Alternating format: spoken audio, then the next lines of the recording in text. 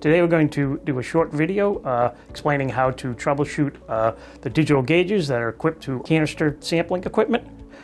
So typically what causes the gauges to fail in the field is an OFL error that appears on the gauge, or a complete power failure.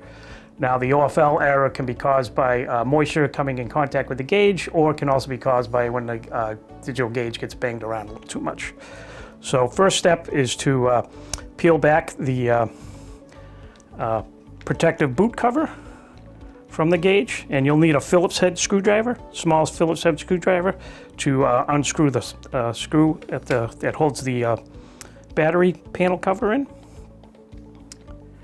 And then you want to remove that panel, and then your battery is here. You need to work that out. It's a standard 9-volt battery that is equipped in the digital gauge. And then you'll need to unplug that. Now, if you're just doing a battery replacement, you can put your new battery in now.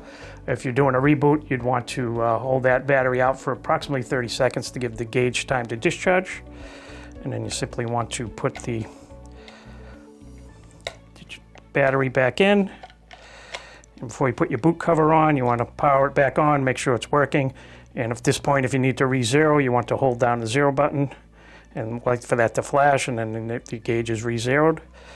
And then if everything looks good, you want to reinstall the back panel cover.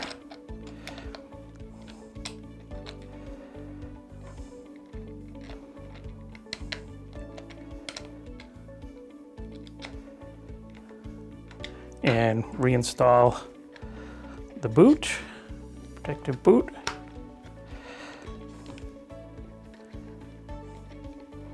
And power on your gauge if needed again, and you should be ready to go.